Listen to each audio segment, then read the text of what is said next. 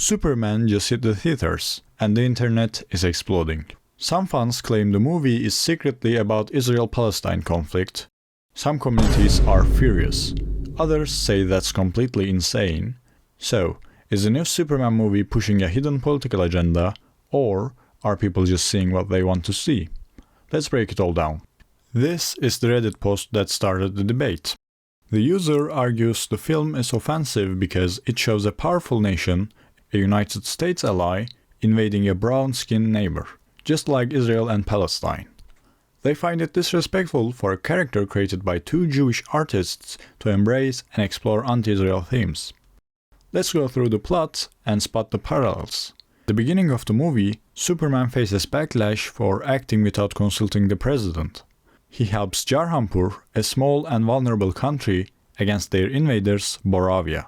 Boravia is said to be the greatest ally of United States.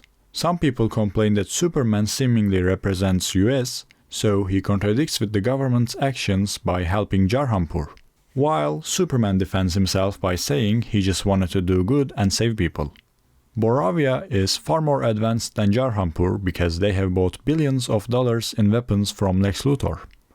Later, we learn that Lex gave those weapons for free and designed this whole conflict, just to get Superman included in an international crisis and make him enemy of the United States. In the final sequence, a brown kid calls for help with a Superman flag, but because Superman couldn't make it, he calls for help of his friends from Justice Gang. They formally refuse to help to not get dragged into the politics, but this time they are inspired by Superman to do the right thing. They take the call and defend Jarhanpur against their cruel invaders.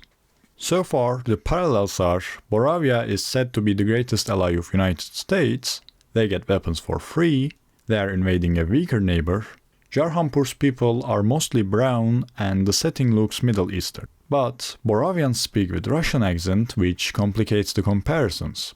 I think you can see why some people took it similar, but also in the same Reddit thread there were a lot of comments going against it.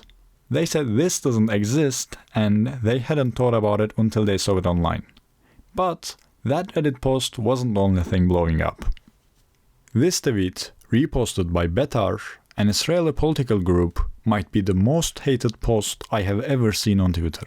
It's originally written by an Israeli rapper and it's basically 5 straight paragraphs of rage. He says Superman was created by Jews, played by a Jewish actor, and made by Jewish-owned studios, and now it's been turned into anti-Israel propaganda. And then there's this line, which is the funniest: "They ruined my childhood, they ruined the experience for me and for the next generation. Because my son, with his innocent eyes, asks me, 'Dad, why is Superman fighting Israel? Isn't he Jewish?'" Look, I don't know how old this kid is, but because of the underlined innocent eyes, I'll go ahead and assume he's between 6 and 12. If a 10-year-old watched Superman help a weaker country fight back against their strong oppressors and walked out thinking that meant Superman is anti-Israel, that should be the wake-up call. That's the whole point of the movie. It's about hope, doing good, and helping the oppressed. And if a story that simple gets read as anti-you, you gotta ask why. I think there are enough parallels to say Superman movie is a metaphor to Israel-Palestine conflict. But that's not because it's an anti-Semitist movie. It's anti-genocide, and with these types of messages, people's minds automatically go towards the closest conflict. Also, you can draw similar parallels with a lot of popular media. Dune, Star Wars, and Hunger Games are some of the pioneers of this theme. And in every one of them, our heroes fight against a more organized, better weaponized army. Oppressors are stronger and oppressed people seem helpless. It is what it is. And to show you what I mean, look at Dune, the sci-fi classic that came out in 1965.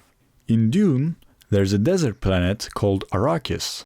The native people, the Fremen, are brown-skinned and ruled by powerful white outsiders who want their land for spice, the galaxy's most valuable resource. The Fremen fight back against invaders that has way more weapons, technology, and political power. Even the Emperor Padishah literally promised the land to the Harkonnens, the invaders oppressing the locals. Sounds familiar, right? But here's the thing. Frank Herbert wasn't writing about Israel and Palestine in 1960s. He was talking about how big empires always crush smaller cultures anywhere in the world. And today, that might be Israel. And I think the same thing applies to Superman. Sure, you can spot parallels to Israel and Palestine if you're looking for them. But that doesn't mean the movie was written as a political statement. It's just another story about powerful nations versus oppressed people. And that's a tale we have seen 1,000 times. In the end, maybe some people are just realizing which side of the history they have always been on. The only real two parallels to Israel are Moravia being closest US ally and getting weapons for free. But both are essential to Luthor's plan in the plot, and not political signals. Let me explain. If Moravia wasn't a US ally, Lex would have no reasons to help them. He's doing everything he can to turn US government against Superman. Similarly, if you take out Lex giving weapons for free, he isn't the one engineering the conflict anymore. For him to seem like he is designing everything to trap Superman, he should be the one making the sacrifices, like giving weapons for free. If Moravia pays for them, they are the ones in control, and Lex is just playing his part. James Gunn denied the accusations that he wrote it as an allegory to Israel-Palestine conflict. He said, "When I wrote this, the Middle Eastern conflict wasn't happening, so I tried to do little things to move away from it. It doesn't have anything to do with Middle East." And I believe him. I don't think James Gunn wrote the movie as an allegory, but even if he did, he wrote it in the most, well, if the shoe fits, way possible. He wrote a classic story about fighting oppression and genocide, the same kind of plot you see in tons of classic movies. And there's not a single political insert that isn't important to the plot. And to be honest, it doesn't matter with what purpose James Gunn wrote this. The art left the hands of the artist, now it belongs to people. And they have every right to connect the plot to anything they see fit. For some, that might be Russia, China, or Israel. Some people ask, is this even a good thing? A $1 billion studio making a movie about oppression to farm people's emotions? How I personally interpret this is, if this movie opens some eyes or inspires people to do the right things, that's good. And if you're not personally sure, do something for a right cause you believe in. Even if it's small, it will matter and it will make the movie worth it. My conclusion overall is Superman is not an anti-Semitic movie. And if you watch a superhero save children and see yourself in the villain, you might be the problem. This video will likely get dislike bombed by certain communities, so if you like the video, I'd appreciate liking or subscribing. If stories about fighting powerful oppressors interest you, check out Andor. It's the same fight, but in a galaxy far, far away, and you don't need any Star Wars knowledge to watch it, it's a standalone masterpiece. And if you're still not convinced, here in this channel I have a 7-minute video on why you should watch Andor, because it's so good, it will never happen again.